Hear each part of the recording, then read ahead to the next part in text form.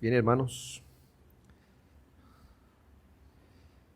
este salmo es sobre Neilot. Lo que usted va a averiguar qué significa eso, ¿verdad? Hasta este momento hemos visto unas 3 o 4 expresiones en el salmo que no fueron traducidas. Son expresiones que daban una indicación adecuada de cómo cantar o cómo considerar este salmo. Hemos visto algunas expresiones, así que yo le invito para que pueda mirar esas expresiones que no fueron traducidas, al menos las que vamos hasta el capítulo 5, y usted mismo averigüe qué significan. Ciertamente, hermanos, ninguna de ellas tiene un significado cierto. Estamos hablando de asuntos que probablemente se cree que dice algo, pero sin embargo ubican. Pero hermanos, salmos como estos nos fueron dados para que como pueblo de Dios los consideráramos. Por eso, como usted se puede dar cuenta, otra vez en el Salmo 5, al inicio, dice al músico principal, es decir, a quien estaba dirigiendo la adoración del pueblo de Dios, o al director del culto, o al director del coro. Son salmos que se le dan para que obviamente él condujera a la iglesia a ciertas consideraciones. Así que claro, hermanos, es un salmo que nosotros podemos leer y sacar provecho de forma personal. Pero hermanos, al comienzo fue un salmo para que la congregación pudiera ser enfocada, encauzada en un pensamiento uniforme. El Salmo 5, hermanos, es un gemido en la persecución. ¿Qué opinión tenía usted de David hasta el momento? Llevamos el Salmo 5 y se la pasa quejándose, ¿no se ha dado cuenta? ¿Sí o no, hermano? Se la pasa exponiendo sus quejas ante el Señor, se la pasa orando al Señor, clamando, y es un hombre más bien angustiado. Y cualquier cosa lo angustia. Bueno, no tenía que lidiar con cosas pequeñas, pero estaba angustiado, preocupado, pero también, ¿qué lo ve hacer siempre a él? Orar. Entonces, hermano, quizá usted se le enseñó que si usted es un hombre conforme al corazón de Dios, usted está por encima de toda presión, prueba, tristeza, dolor, angustia. Pero aquí tenemos al hombre que está conforme al corazón de Dios y tiene todo eso. Pero ¿por qué es un hombre conforme o conformado o esculpido al corazón de Dios? Porque tiene una comunión, hermano, con Él íntima. Él sabe a dónde ir. Hemos entendido por varios textos que adoptar la fe de Cristo y vivir de acuerdo a la fe de Cristo, lo que la Biblia le llama vivir piadosamente. Vivir conforme al Evangelio, vivir de acuerdo a como el Evangelio enseña, es lo que se llama vivir piadosamente. Y la Biblia no oculta que todo aquel que quiere vivir piadosamente será arrojado a persecución. Por dar algunos textos, no solo esto que acabé de decir está en 2 Timoteo 3:12, el mismo Salmo 74:10 dice, ¿hasta cuándo, oh Dios, nos afrentará el angustiador? ¿Ha de blasfemar el enemigo perpetuamente tu nombre? Aquí hay dos cosas. Los perseguidores hostigan al creyente. ¿Hasta cuándo nos afrentará? Pero también el hostigador afrenta el nombre de Dios. Dice, ¿hasta cuándo el enemigo ha de blasfemar tu nombre? En 1 de Pedro 4:14, si sois vituperados por el nombre de Cristo, entonces aquí otra vez, ¿quiénes son vituperados? los que creen en Cristo, dice, sois bienaventurados porque el glorioso Espíritu de Dios reposa sobre vosotros, ciertamente de parte de ellos Él es blasfemado. ¿Qué hacen los hostigadores del Evangelio? Pues primero, hermanos, pues que hostigan y persiguen al pueblo de Dios. Pero ahí no se queda, hermano. En última instancia, como usted puede darse cuenta, es un ataque a Dios mismo. No se quedan ofendiendo al pueblo de Dios. Ofenden o blasfeman el nombre de Dios. La persecución por abrazar la fe de Jesucristo y vivir en obediencia puede venir de muchas maneras. Físicamente, por ejemplo, como lo experimentan o como se ha experimentado aún hoy, para sorpresa quizás de algunos, se experimenta en países perseguidores del Evangelio, donde literalmente se prohíbe la palabra de Dios, donde se prohíbe cualquier expresión religiosa, y esto es castigado con arrestos, multas, encarcelamientos, destierros y muertes. Usted va a decir, ya no estamos en ese siglo donde se perseguía el cristianismo como en la época medieval por la iglesia romana, pues todavía estamos en ese siglo. Que le debemos dar gracias a Dios que en nuestro país hay otro tipo de persecución, pero no es la persecución que hermanos suyos y míos hoy están afrontando en países donde el evangelio es prohibido y donde expresiones religiosas están prohibidas, como reunirse en culto a Dios, como hacer un devocional en casa. Y esto ya le estoy hablando no en el Oriente, sino en Occidente, en Europa, como en Alemania.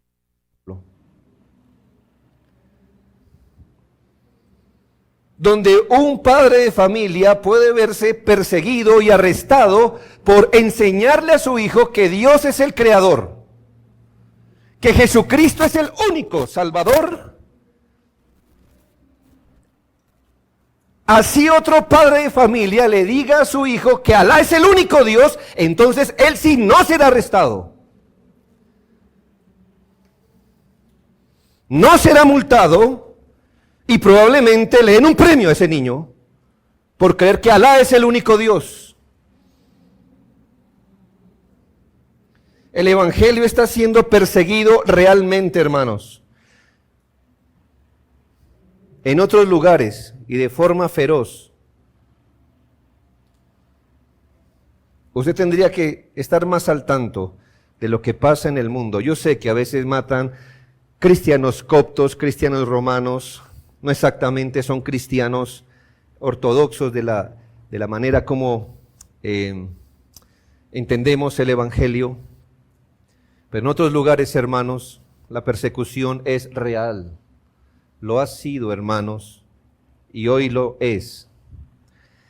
Pero no siempre la persecución por abrazar el evangelio es la misma. Puede venir de muchas maneras. Los cristianos también podemos ser perseguidos por nuestra fe de maneras más comunes y socialmente aceptables. Hablamos de cuando un cristiano es presionado de forma indebida a hacer cosas, de discriminaciones abiertas que sufren los cristianos, del rechazo que sufren los cristianos, de ofensas, de burlas cínicas, de prohibiciones, de trampas que se le ponen a los cristianos, cuando no, hermanos, hoy día muchos reciben calumnias, comentarios infundados o injustos, cuestionamientos de nuestra fe, recriminaciones y otras. En verdad que somos perseguidos. Bueno, si usted está viviendo piadosamente, porque si usted se ha logrado diluir entre la cultura, entre su familia, entre su barrio, pues probablemente usted no sepa de qué estamos hablando. Si usted habla el mismo lenguaje, tiene la misma cosmovisión de las cosas, pues ¿qué persecución exactamente espera recibir? Pero el que quiera vivir piadosamente sufrirá persecución. Persecución constante, una presión constante. El punto es el mismo, que por causa del Evangelio de Cristo, algún mal recibimos, alguna injusticia o recriminación afrontamos. Por estos asuntos, muchos creyentes son constantemente tentados a ceder, ya sea escondiendo su fe, modificando su fe, o en casos muy penosos negándola para no padecer persecución por causa de la cruz. Hermanos, hay una realidad y es que seremos perseguidos. ¿Cómo lidiamos con eso?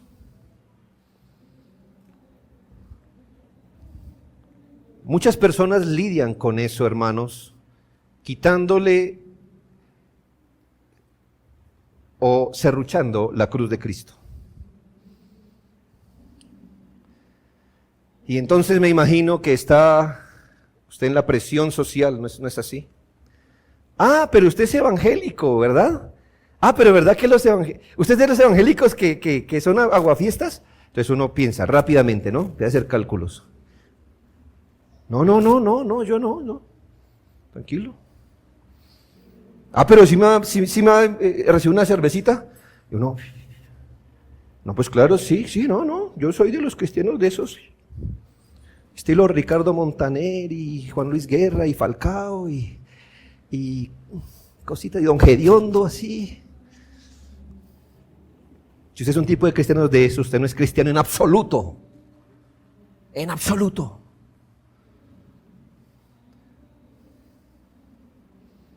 Cortar la cruz para ser aceptado. Diluirse para evitar la ofensa de la cruz. Para no padecer persecución o quizás se vea tentado a modificar su fe. No, eso no creemos nosotros. No. Modificarla, editar, hacer su propia versión de evangelio para no recibir persecución o el peor caso, el más penoso, negar su propia fe. Pero hermanos, ¿por qué salimos de la presión o de la persecución o del hostigamiento por ese lado? Creo que el error es que hemos enfocado mal el asunto de ser perseguidos por nuestra fe. Lo hemos enfocado mal porque preferimos tratar el asunto de la persecución hacia nosotros mismos o delante del hombre. Y por eso es que empezamos a hacer concesiones con nuestra mente o hacer concesiones o arreglos delante del hombre. Pero el salmista nos enseña, hermanos, que el asunto de la hostigación, de la persecución, de la presión por la fe, no se resuelve así. Se resuelve delante de Dios, en oración. Él nos ha enseñado y nos seguirá enseñando que cualquier asunto se pone en las manos de Dios. Analicemos el Salmo. Primero, note el gemido de angustia que el salmista levanta en la persecución, versículos 1 al 3. Aquí se eleva una oración a Dios, que es un gemido, que es un lamento, un clamor, una queja. El salmista dice: escucha, oh Jehová, mis palabras, considera mi gemir. Está atento a la voz de mi clamor, Rey mío y Dios mío, porque a ti oraré. El salmista eleva un gemido, un lamento, un clamor o queja al Señor. Él mismo no oculta que lo está haciendo con dolor, pero hermanos, lo está haciendo con confianza delante del Señor. ¿No es lo que debemos hacer, hermanos, según la Escritura? ¿Está alguno entre vosotros afligido? ¿Qué dice la Biblia?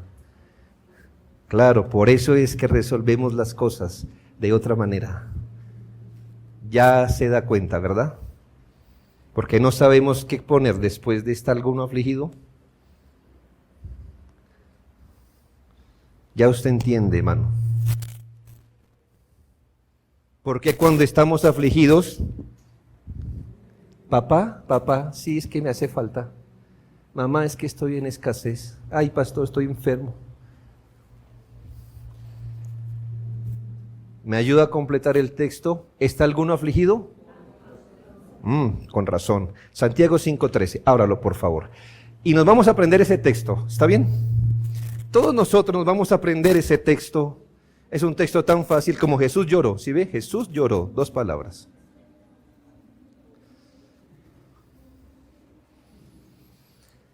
¿Está alguno afligido? Muy bien. Haga oración. Haga oración. ¿Está afligido? Ore. No es la palabra mágica y facilista de los pastores cuando no queremos atenderlo a usted. Es que lo estamos enviando a donde exactamente debe ir con su queja. ¿Está afligido? ¿Está dolido? ¿Algo le pasa? ¿Algo le perturba? ¿Qué debe hacer en esa circunstancia? Orar. Orar. Usted, yo creo que puede hacer mucho más que orar, pero jamás debe hacer menos que orar. Después que ore, ya empiece a barajar las posibilidades, pero nunca se mueva sin antes haber puesto el asunto en manos de quien debe escucharlo, Dios. ¿A quién iremos con aquello que nos angustia? ¿A dónde fue el salmista, hermanos, en su aflicción?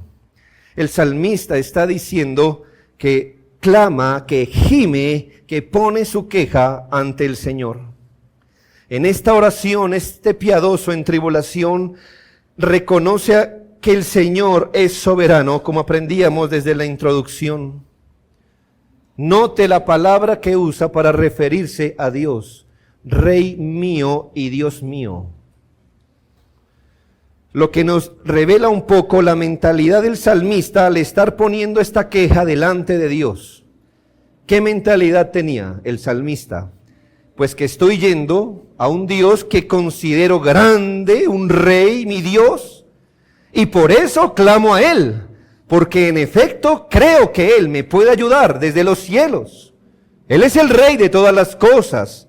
Es mi Dios. No es solo el Dios del universo, es mi Dios. Es por Cristo que yo tengo el privilegio de tenerlo como mi Dios. Y esto, hermanos, porque Jesucristo abrió el camino nuevo y vivo, que nos abrió a través del velo, esto es, de su carne, Hebreos 10:20. El salmista reconoce que el Señor es el Rey suyo y el Dios suyo.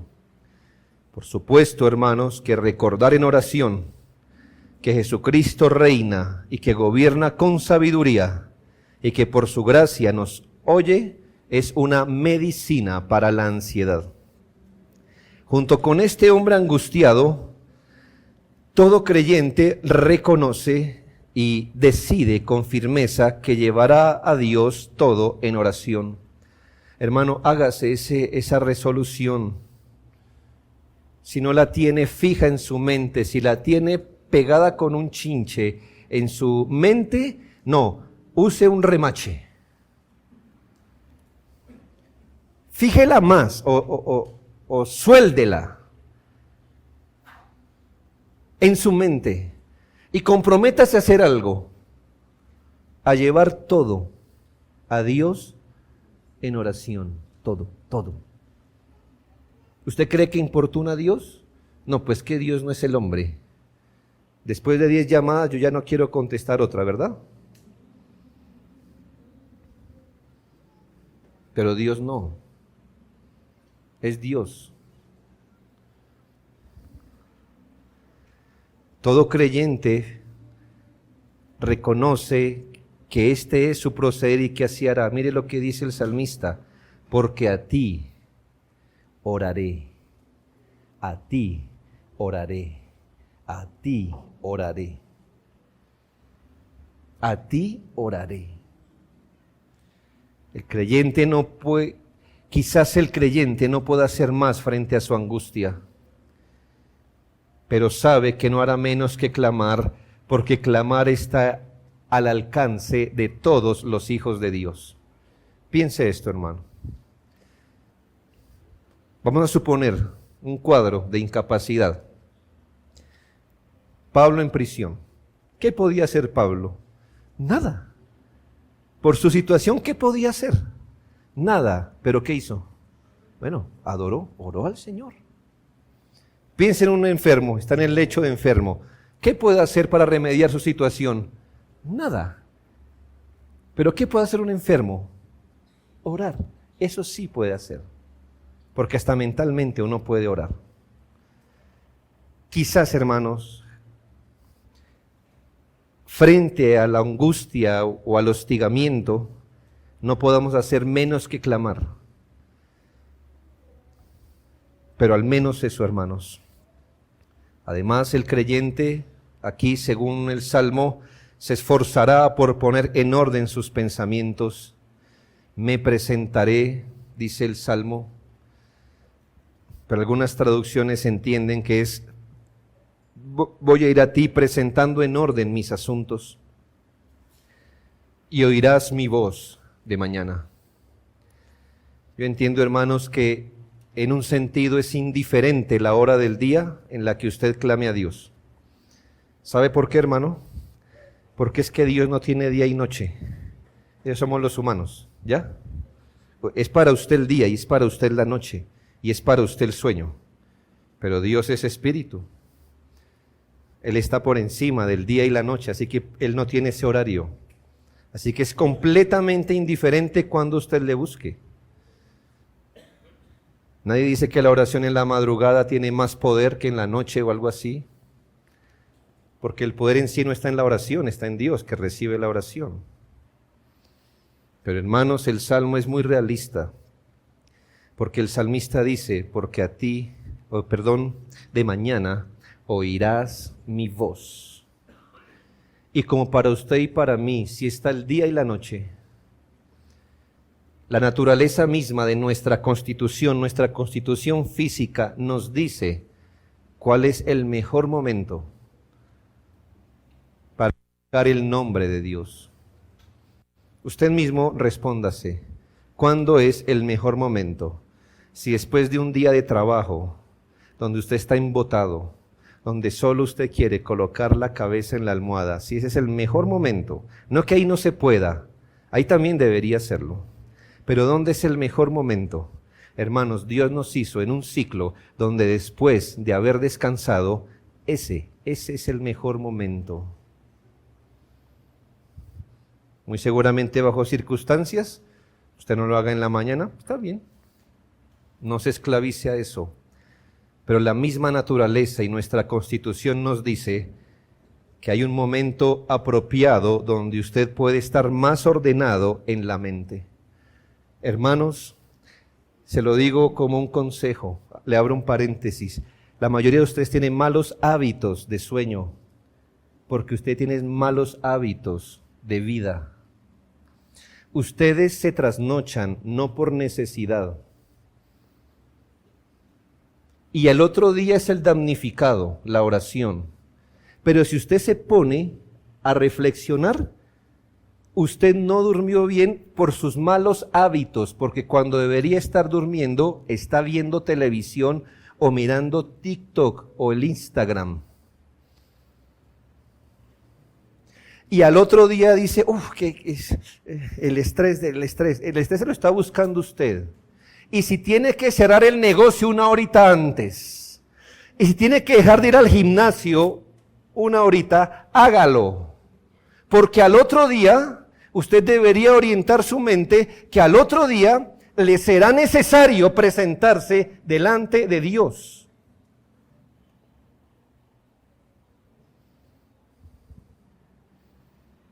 ¿No vale eso cualquier cosa que hagamos en la noche? Por supuesto. Yo sé, hermanos, que aquí hay estudiantes, que aquí gente tiene turnos, hermanos. Esa es la vida. Bienvenidos a Bogotá. ¿Me hago entender? Quizá en otros lugares usted se echa la siesta de mediodía 2 horas y a las 6 usted se acueste con los pajaritos. Aquí los pajaritos se acuestan como a las 11. ¿No es así? Yo pues los escucho todavía como a las 10, yo digo, se desprogramó porque algo pasó. No tiene por qué, pero así. Pero deme usted la razón, hermano. Deme usted la razón. Si nuestros malos hábitos de madrugar no empiezan la noche anterior, haciendo cosas que no convienen.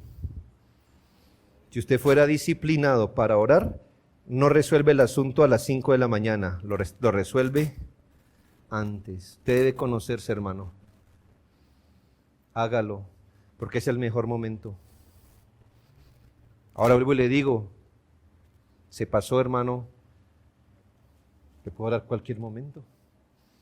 Pero usted mismo y la experiencia dice que después encuentre el momento en el día o en la noche. Pero el punto es, hermano, no tanto la hora que marca el reloj. Creo que el punto es que el salmista nos enseña a dar la mejor parte del tiempo para que el Señor nos escuche. Es dar lo mejor al Señor, es volcar el corazón al Señor de forma real, de forma pausada. Note lo que dice el salmista: me presentaré delante de ti y esperaré. Aquí hay oración y aquí hay confianza. Ahí está el asunto, hermanos. Quiere decir que el salmista no dijo, pues yo aquí oro, digo amén y me desentiendo del asunto. Me presentaré delante de ti, es decir, voy a orar, voy a presentarme yo al Señor orando, pero voy a esperar. ¿Esperar qué? Pues esperar en el Señor que esto que le acabo de poner en sus manos, el Señor lo resuelva como Él ha decidido resolverlo. La oración no es botar una moneda al aire a ver qué pasa, hermanos. El salmista nos enseña a dar la mejor oración a Dios y a orar con esperanza, a luego de orar seguir esperando la liberación que viene del Señor, y lo hace bajo el temor de Dios. Recuerde que allí, cuando usted hace eso, cuando usted en un momento de angustia busca esa soledad para orar al Señor, busca volcar el corazón delante de Dios con santa expectativa, cuando eso hace, con temor y reverencia, recuerde que allí también está siguiendo los pasos de Cristo, quien en los días de su carne ofreció ruegos y súplicas con gran clamor y lágrimas al que le podía librar de la muerte, y fue oído a causa de su temor reverente. Cuando usted va a la oración así, usted no está haciendo otra cosa que imitar a Jesucristo, que hizo lo mismo. Y le recuerdo esto que nos dice la Biblia: Jesucristo fue oído cuando clamó con ruegos y súplicas y lágrimas. Fue oído. ¿Y cuál fue la respuesta del Señor? No. ¿Ya ve? ¿Cuál fue la pregunta que le hizo el Señor? Si es posible, pase de mí esta copa.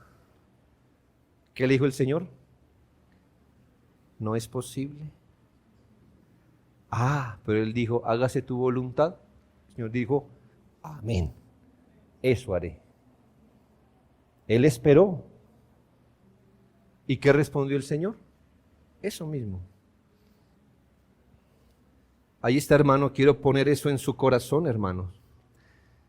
Qué bien que nos podamos comentar las cosas. Hay algunos que piensan por internet, ¿se ha dado cuenta? Qué cosa fea nos está pasando hoy. No se las decimos a Dios ni a quien le corresponde, sino que empezamos a pensar por internet, a colocar estados de ánimo o textos de cómo está usted. Vaya a la oración, vaya donde debe ir con eso. ¿Qué puede hacer Facebook por usted? Vamos a suponer que usted nos da pesar a todos y le damos dedito así o lagrimita o no sé, le damos cualquier cosa para que se... Hermano, ¿eso qué hará a favor de usted?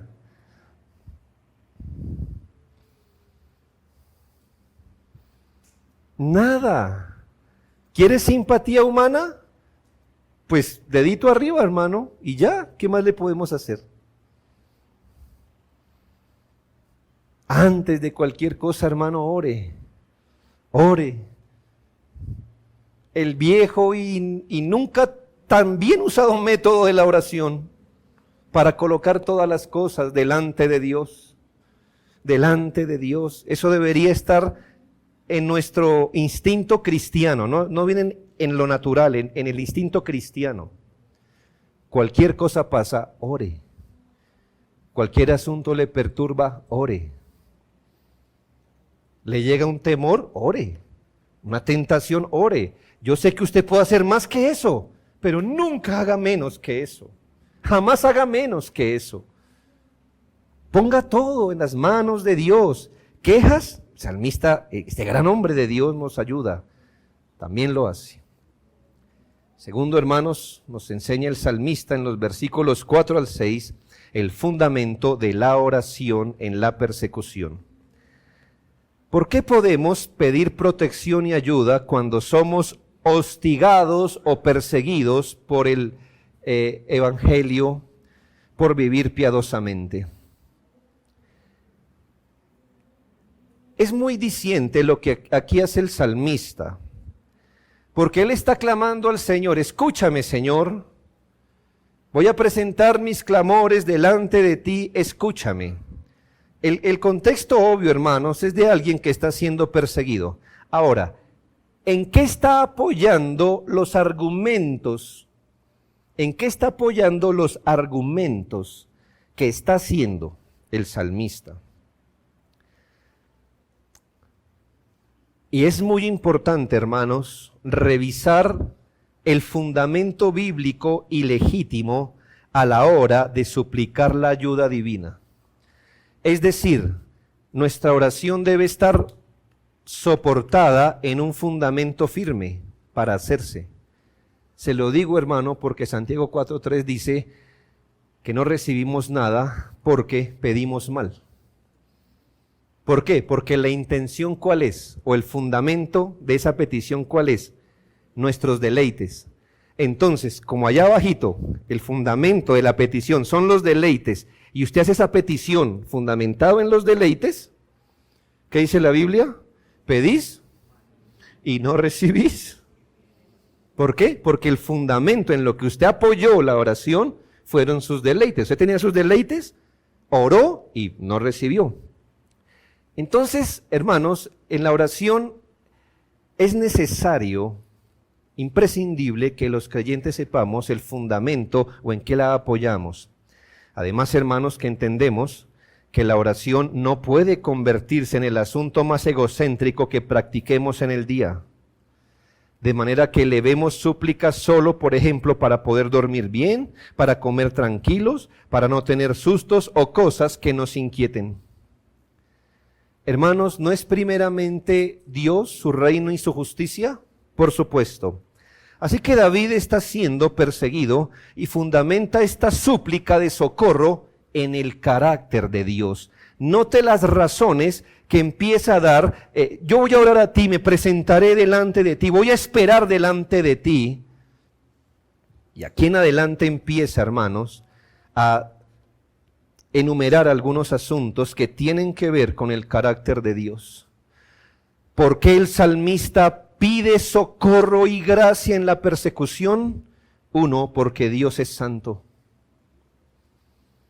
Versículo 4, primera parte: porque tú no eres un Dios que se complace en la maldad. ¿Sí nota? Señor, socórreme del enemigo. ¿Por qué? Porque va de acuerdo a tu carácter, no complacerte en la maldad. ¿Nota la perspectiva? Por favor, entienda esto, es muy importante. ¿Por qué es malo que nos estén persiguiendo como cristianos? ¿Por qué es malo el hostigamiento? ¿Porque nos hace sentir mal? Bueno, eso nos preocupa. Porque nos incomoda, porque no dormimos tranquilos. Sí, todo eso puede ser cierto. Es malo porque Dios es santo. Porque tú no eres un Dios que se complace en la maldad. Por eso clamo a ti, Señor, para que me liberes. Tú no puedes estar complacido en la maldad. Oro para que me liberes. Segundo, porque la comunión íntima de Jehová es con los rectos. Mire la siguiente frase. El malo no habitará junto a ti. ¿Por qué pido socorro, Señor? Porque el malo no habitará junto a ti. Entiendo, Señor, que más bien tu comunión está con los rectos. Otra, porque en su justicia no permitirá que el malo se afirme. Por eso el salmista ora, Señor, libérame, porque en tu justicia no permitirás que el malo o la maldad se afirme. Versículo 5, primera parte, los insensatos no estarán delante de tus ojos. Pero aquí viene el argumento más fuerte, hermanos, creo. Aún más el autor ruega al Señor ser protegido de la persecución, porque el perseguidor impío es abominable al Señor. Versículo 5, segunda parte, y versículo 6, segunda parte. Aborreces a todos los que hacen iniquidad, al hombre sanguinario y engañador abominará Jehová. ¿Por qué pidió el salmista, por qué pidió liberación? Señor, escúchame, mira a los perseguidores. ¿Por qué, Señor? Porque tú aborreces a los que hacen iniquidad, al hombre sanguinario y engañador. Estas frases o estos textos deben llevar al lamento y al lloro a cualquiera que no está en Jesucristo. Este texto es fuerte y revela algo más del carácter de Dios. Dios no solo aborrece los actos pecaminosos del impío. Sí, hermanos, Dios aborrece los actos pecaminosos del impío. Los aborrece, es una palabra fuerte. Dios aborrece la insensatez del impío, la aborrece. Dios aborrece las palabras del impío, las persecuciones del impío, sus burlas y más. Pero este texto nos dice algo peor que aborrece el Señor. ¿Qué aborrece el Señor? Al impío mismo. Es duro saber esto, hermanos. Dios aborrece al individuo mismo. Aborreces a todos los que hacen iniquidad. Al hombre sanguinario y engañador abominará Jehová. El Señor aborrece al malo desde la coronilla hasta los pies, aborrece en lo que se ha convertido ese individuo. Yo sé, hermano, que lo trata con un amor general, que más bien se parece a gracia común, pero lo aborrece con odio particular. Escuche. Al impío, al engañador, al perseguidor. Quizás Dios lo ame con amor general, pero lo aborrece con odio particular. Desde la coronilla hasta la planta de los pies. Susténteme eso por la Biblia, con mucho gusto. Proverbios 6, 18 y 19. Nos dice que hay 7 cosas que aborrece Jehová. Entiéndalo, no 7 literal, es una descripción general. Los ojos altivos, la lengua mentirosa, las manos derramadoras de sangre inocente, el corazón que maquina pensamientos inicuos, los pies presurosos para correr al mal, el testigo falso que habla mentiras y el que siembra discordia entre hermanos. ¿Qué parte del cuerpo se le quedó por fuera? Desde la cabeza hasta los pies. El Señor aborrece en lo que se ha convertido un impío. Lo aborrece. ¿Y cuál será el fin de ellos si no se arrepienten? Versículo 6, primera parte, que el Señor los destruirá. Salmo 5, 6, primera parte. Si nota en lo que apoya el salmista la oración de auxilio, no dice, Señor, socórreme, es que me siento mal. Claro, hermano, nos sentimos mal.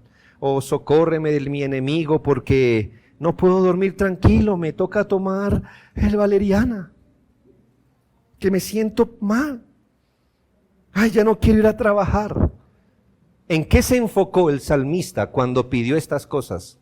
En el Señor. Señor, te pido que me liberes porque tú eres santo. Tú no compartes esto que está pasando. Tú eres recto, Señor. Tu carácter no se alegra en esto que está pasando. Tú no eres un Dios que se complace en la injusticia del malvado, ni en que persigan a tu pueblo.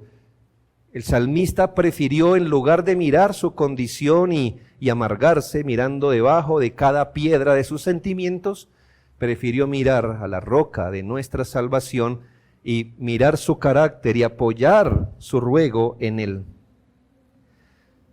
Esta descripción, hermanos, por un lado nos debería,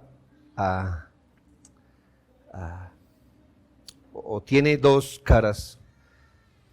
Por un lado, desearíamos que aquellos que no profesan la fe del Evangelio, que no son discípulos de Cristo por la fe en Él, aquellos que no se han convertido, consideren lo que Dios piensa de ellos y teman seguir ese rumbo de vida.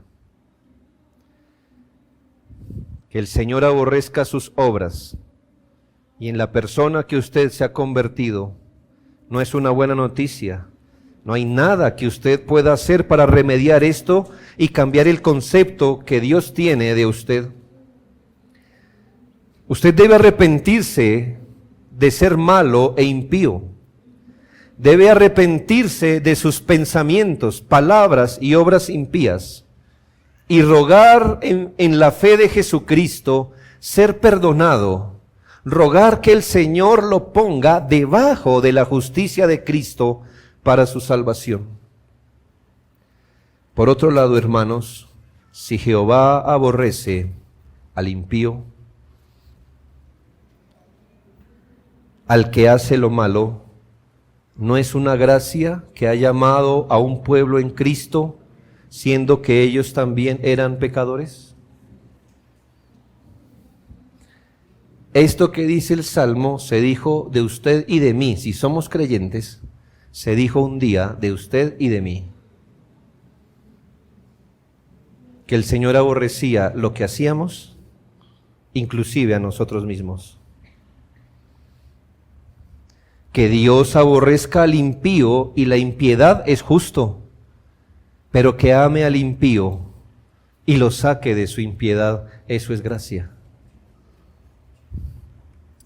Tercero, hermanos, el compromiso que el salmista hizo en la persecución, versículo 7. Luego de clamar a Dios en su angustia, con fe y expectativa, y de recordar delante de Dios en qué está fundamentada su oración, el salmista pronuncia un voto de alabanza al Señor. ¿Sabe, hermanos? La Biblia no prohíbe hacer votos al Señor. Lo que prohíbe es hacerlo sin pensar. ¿Ya? Es hacerlo sin pensar. El voto como tal no está mal. Lo que la Biblia dice es que considere. No sea que usted se comprometa, haga un voto al Señor y no cumpla. Pero hermanos, entendemos aún por nuestra confesión de fe que hacer votos al Señor es una de las formas, no es la única, es una de las formas en las que Dios nos dio para adorarlo. Para adorarlo. Es una manera legítima que la Escritura nos da para adorarlo a Él. ¿Qué dice Él? Pero yo, por la abundancia de tu misericordia, entraré en tu casa, adoraré hacia tu santo templo en tu temor. En otras palabras, hermano, el salmista está diciendo: Señor, sé que estoy siendo hostigado y angustiado por mis perseguidores. Sé que el Señor es santo y justo.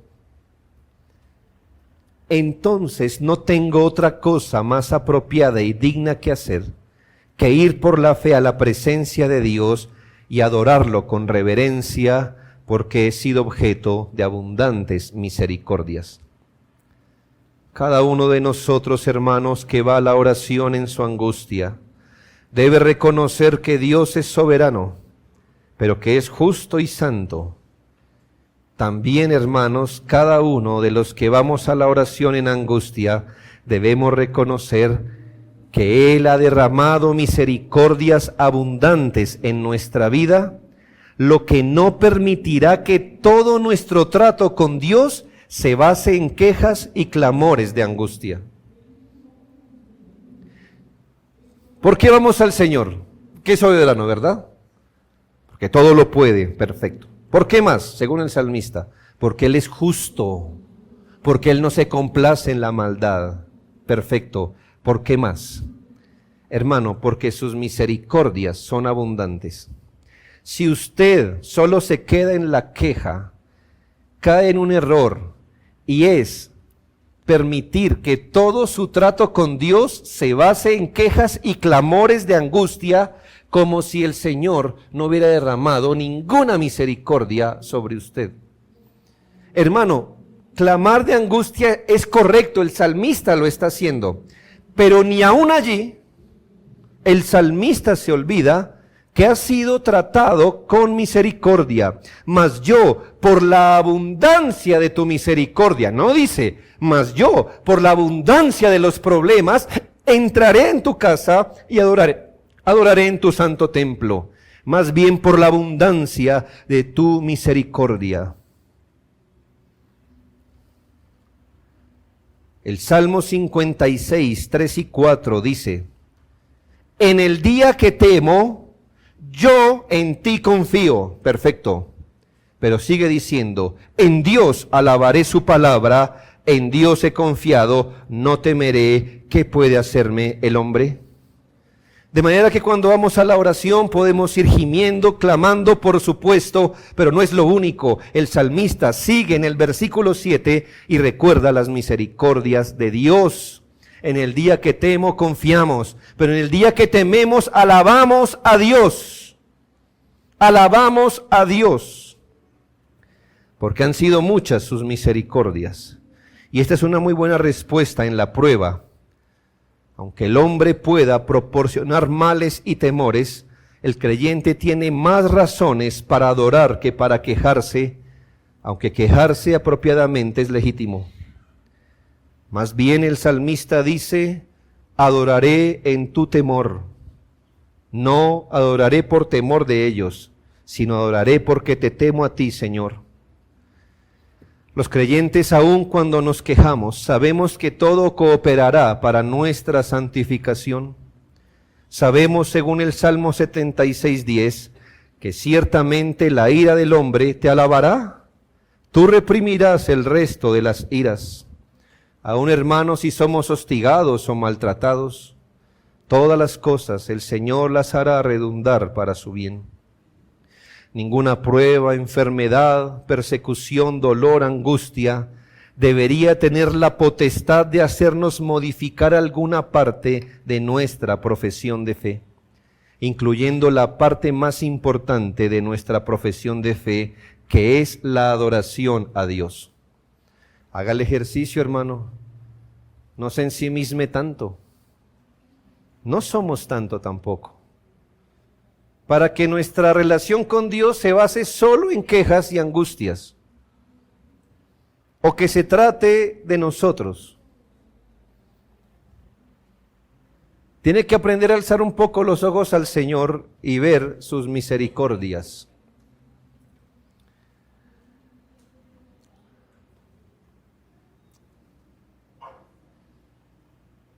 no sé, me pregunto, quizás esté una enfermedad, ¿no? Y esté postrado en cama, ¿verdad? ¿No puede ver ninguna misericordia en eso? ¿Ninguna?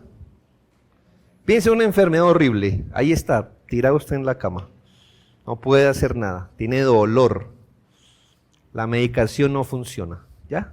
¿Se imaginó así? Bueno, ¿todavía ahí no mira ninguna misericordia? ¿Me ayuda a enumerar unas? Bueno, está vivo, ¿no? Ahí está vivo y quejándose, ¿no? Mire. ¿Qué otra? ¿Perdón? Muy bien, no se le olvide que tiene un mediador, ¿verdad? Jesucristo. Todavía, hermano, en medio de la angustia, usted puede decir, yo no entiendo exactamente qué es lo que Dios está haciendo, pero estoy seguro que Él no se está equivocando conmigo, que tiene esperanza. Quizás alguien le lleve el vaso de agua y una pasta y usted dice, esto es una misericordia, ¿no? ¿Cuántos siervos de Dios ni eso han tenido en su lecho? No me falta nada, la salud sí, pero tengo medios, tengo un médico, tengo una medicina. Hermano, ¿no ha hecho nada Dios para que no recordemos sus misericordias? ¿Cuál es la gran pérdida donde no haya una misericordia incluida? Al menos para usted, al menos para usted. Mire, hermanos, aún los pecados de otros son misericordias de Dios sobre nosotros. ¿Qué efecto tuvo en David la persecución de Saúl? ¿Qué efecto? ¿Malo? No, hermano, muchos salmos fueron escritos ahí. ¿Sí nota? Así que si ese perseguidor pudo hacerlo un hombre más dependiente del Señor, entonces, hermano, es una gran misericordia, una gran misericordia, una gran misericordia. ¿Ha respondido usted a la angustia de esta manera? Siga este eminente ejemplo de piedad. Acompaña a Pablo y Silas en prisión, ¿haciendo qué? Adorando, mírelo. Acompaña a Daniel en el foso de los leones, ¿haciendo qué? Orando. Acompaña a Cristo en Getsemaní, ¿haciendo qué? Orando, derramando su alma delante de Dios. Hermano, mire, si su prueba Dios la ha destinado que dure un mes, ni porque ore, ni se angustie, ni llore. Un mes durará. ¿Está bien? Entonces, hermano, déjeselo al Señor. Usted sabe que Él puede quitar los enemigos de su fe si Él quisiera hoy mismo. Mire, si Él quisiera, le funde ese bafle allá abajo molesto a ese señor de abajo. Se lo funde. Hizo el mundo. No va a poder con un bafle, ¿no? Pero lo tiene. Y no tenemos ventilación por eso.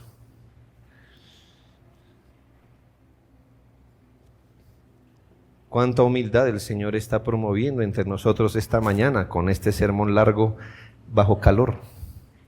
¿Me hago entender? Él no se equivoca, está bien lo que Él quiere. Cuarto, hermano, las peticiones apropiadas en la persecución. El salmista se ha quejado, ¿sí se dio cuenta? Ha reconocido el carácter de Dios en la oración. Ha hecho un voto en la oración, ahora va a pedir algo. Y en esto el salmista nos enseña que él va a usar todas las maneras necesarias o todas las formas legítimas para orar. ¿Qué dice la Biblia en 1 Timoteo 2:1? Exhorto ante todo a que se hagan rogativas, oraciones, peticiones y acciones de gracias. Hermano, orar no es una sola cosa. Usted puede rogar, orar, pedir y alabar al Señor. Esas son las distintas facetas o maneras que Dios nos dio para que oráramos. Ahora, después de que el salmista se ha quejado, ha hecho ruegos, cosas así, ahora van las peticiones. Y aquí de nuevo el salmista supera lo que nosotros somos muchas veces. ¿Qué hubiéramos pedido si los enemigos se hubieran levantado contra nosotros? Señor, líbrame.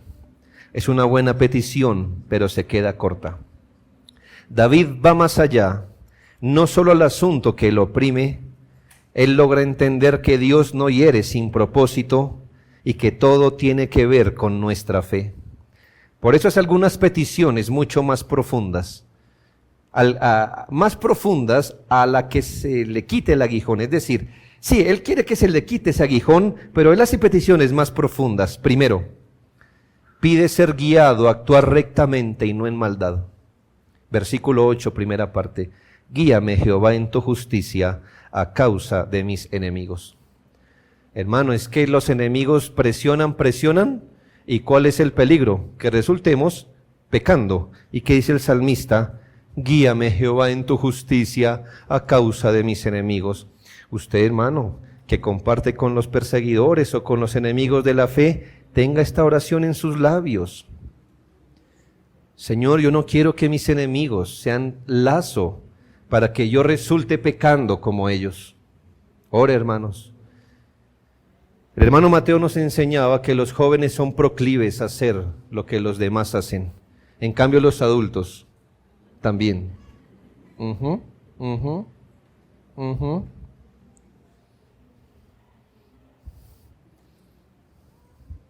También, hermanos.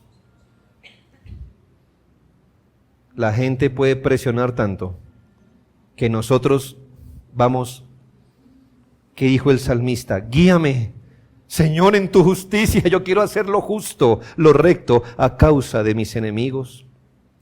Tengo enemigos que se alegrarían de que yo pecara aquí y pondría ofensas hacia ti en su boca, por eso guíame.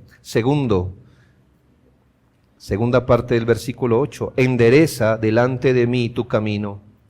Porque, hermanos, porque la tentación del que es ofendido o perseguido es a devolver mal por mal y maldición por maldición, a actuar de alguna forma carnal porque está siendo tratado injustamente o perseguido. Es una petición bien piadosa.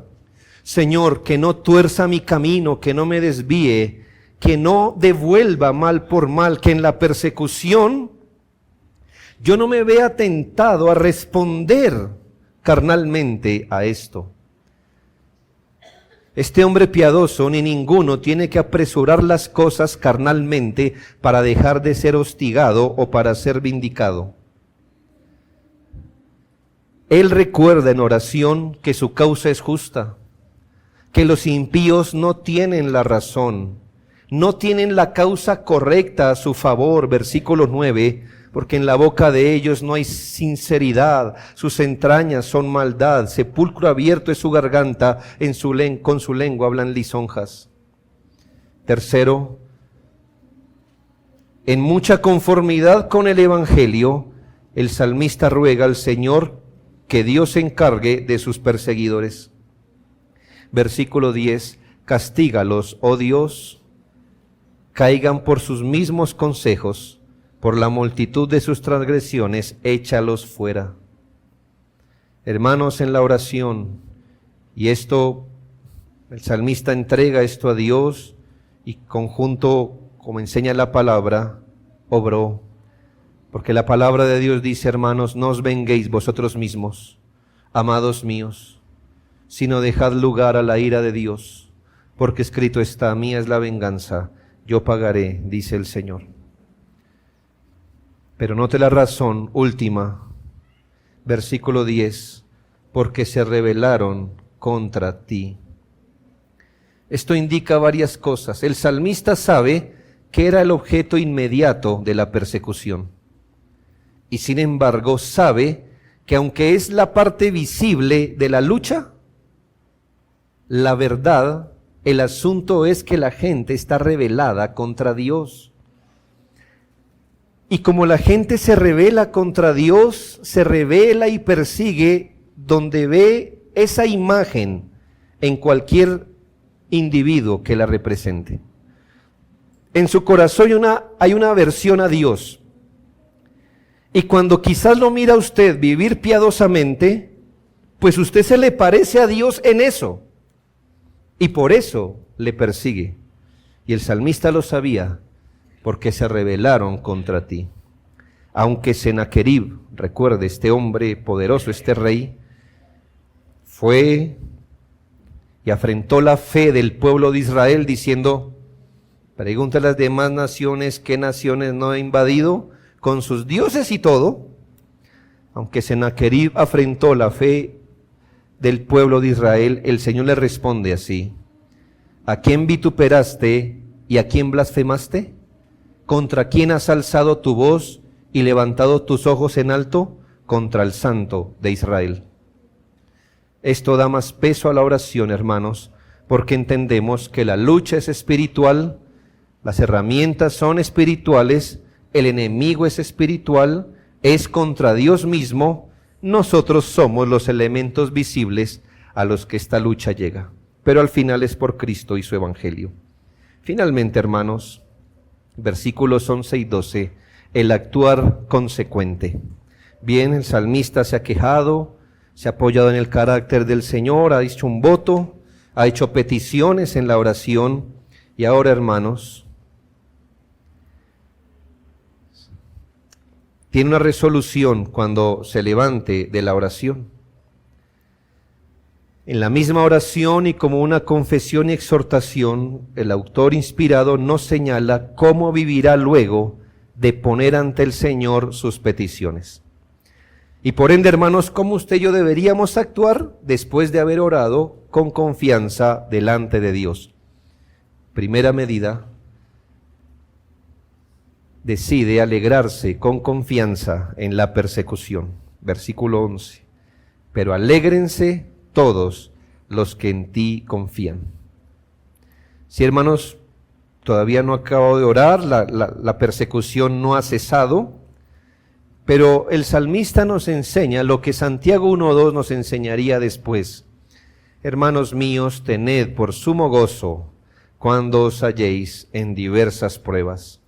Además, hermanos, bienaventurados sois cuando por mi causa os vituperen y os persigan y digan toda clase de mal contra vosotros mintiendo. Gozaos y alegraos, porque vuestro galardón es grande. Luego, hermanos, el salmista se propone alabar a Dios con gozo. Den voces de júbilo para siempre, porque tú, Señor, los defiendes. El salmista nos enseña a tener esa confianza que el Señor defenderá a su pueblo en cualquier asunto donde Él haya puesto su voluntad. Tercero, buscará hallar todo su deleite y regocijo en amar a Dios. En ti se regocijen los que aman tu nombre. Ya que este es un gran beneficio, hermanos, porque no hay nadie que ame a Dios si no ha sido primero amado por Dios. Por eso uno puede regocijarse, hermano, en amar al nombre de Dios, porque si lo está haciendo es porque el amor de Dios ha sido derramado en nuestro corazón. ¿Cómo termina el Salmo?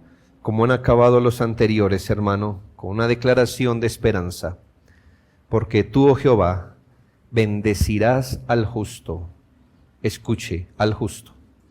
Como con un escudo lo rodearás de tu favor. Entiendo esto así, hermanos. Señor, primero los has hecho justos, lo que significa que sus pecados han sido perdonados. Ellos han sido justificados en el nombre de tu Hijo. Luego, a ellos los seguirás bendiciendo con paz, prosperidad, con todas las bendiciones espirituales, con las bendiciones de gracia aquí y en el futuro. Tú, Señor, los encerrarás o cubrirás con tu gracia, la cual es sobreabundante con ellos, y así será para siempre. Es difícil, hermanos, pensar por qué el Señor permite que sus hijos seamos perseguidos aquí. Pero, hermano, usted tiene que colocar eso en la perspectiva correcta. Una cosa es que el Señor permita que su pueblo sea perseguido, angustiado y hostigado aquí, y otra cosa es que esa persecución y hostigación les pueda hacer un daño. Eso es lo que no va a pasar. Porque tú, Señor, bendecirás al justo, como con un escudo lo rodearás de tu favor. El Señor bendecirá a su pueblo, hermanos. Puede ser que el Señor dice, no teman a los que después de matar el cuerpo no pueden hacer nada más. Lo que está incluido ahí es esto, que quizás en la persecución hasta puedan matar el cuerpo. Pero hermanos, no puede hacer nada más los enemigos del pueblo de Dios. El Señor cubrirá a su pueblo con su gracia, preservará a su pueblo, los bendecirá con gracia aquí y con la gloria en el futuro. Él será escudo de nuestros enemigos, será escudo frente a los dardos del diablo, nos librará contra todo engaño. Nada hará que nos aparte de su amor. Hermanos, muchas veces no podemos hacer nada frente a los hostigamientos por seguir a Cristo, pero podemos encomendar la causa al Señor con acciones de gracias y confiar en Él para siempre. Esto hagamos, hermanos, y vivamos las hostilidades para la gloria del Señor como discípulos de nuestro Señor Jesucristo. Oremos.